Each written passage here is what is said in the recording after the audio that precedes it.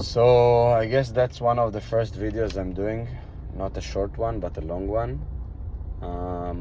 Reason I'm doing it is because I didn't saw that there are a lot of videos related to glaucoma from a perspective of a young person, or at least so I assume. I'm pretty young, I'm 38 years old. So my story begins somewhere around 2017, where I had some sort of lesion in my vision. Nothing to be worried about, something that was discovered from basic or routine check. Nothing too major to speak about, just they've put me under some sort of tracking and making sure that I'm not progressing. And it was like that up until recently. Around a month ago, I've got the doctor saying, or the glaucoma specialist saying, that I have an open-angle glaucoma. The reason that it was discovered is because I started having high pressure in the eye.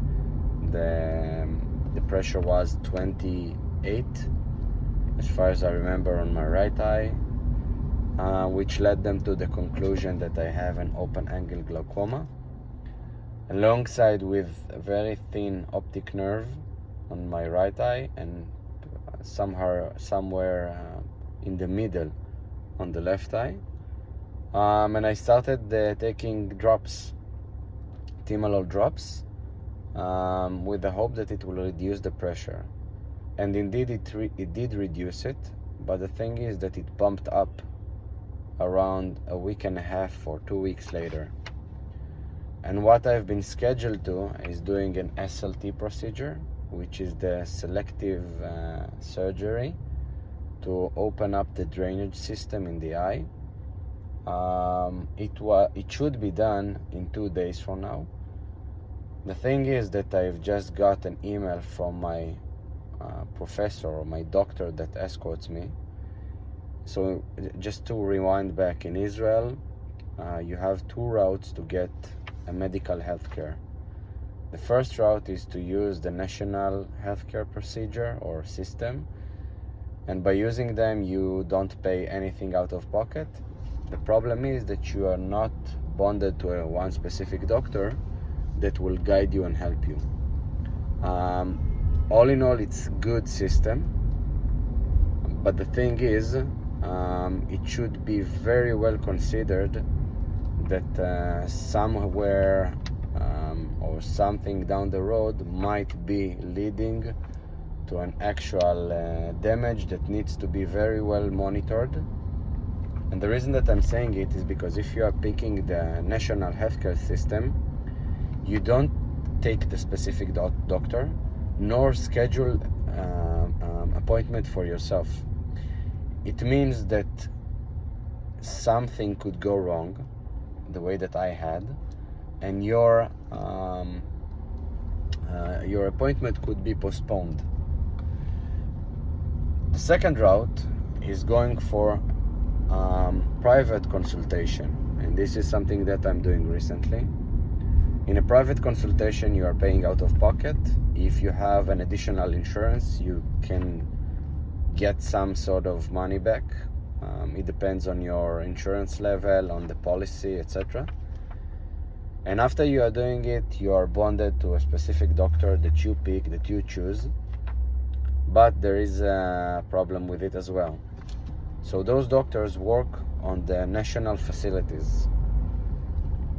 As you understand, those doctors are very, very busy. So even though you are paying out of pocket, it won't be like you're getting 100% support from them, but it's fairly doable. So yeah, I'm debating now what to do next. I guess that I'm going to get a phone call later this evening that will say that I need to have some sort of a laser procedure, which could be a good thing if you'd ask me. I want to do it. I really, really want to do it. The other thing that might worry me, or I might get from this professor that escorts me, is that I need to do minimally invasive surgery. My gut tells me that this is going to be the route, since I have very thin optic nerve and they really want to protect it. Probably they will go with some MIGS procedure, maybe Zen procedure, which is bypassing the trabecular meshwork to be able to give you more drainage from the system. And this thing is, it really frightens me. I never had any eye issues, never whatsoever. I always seen very good. I didn't have any ocular problems, didn't have glasses, nothing. It's like popped out of the blue. One more thing to note is that I don't have a history of glaucoma in my family. I've checked with my mother, father, asked about my late grandmother and great father, and asked my uncles and my close or related cousins. None of them have it, nor they heard that someone in our family have it. So my gut tells me that it's something that might be boiled from, or at least boiled from the fact that in the past I used to have multiple prednisone injections due to having asthma, which is something that is unavoidable, or at least it was unavoidable 20 years ago or 30 years ago. Yeah, I don't know what to say. Being honest, I'm really depressed about it. The one thing that frightens me the most is the fact that I might not see my kids when they grow up, but I plan to fight as hard as I can in this disease.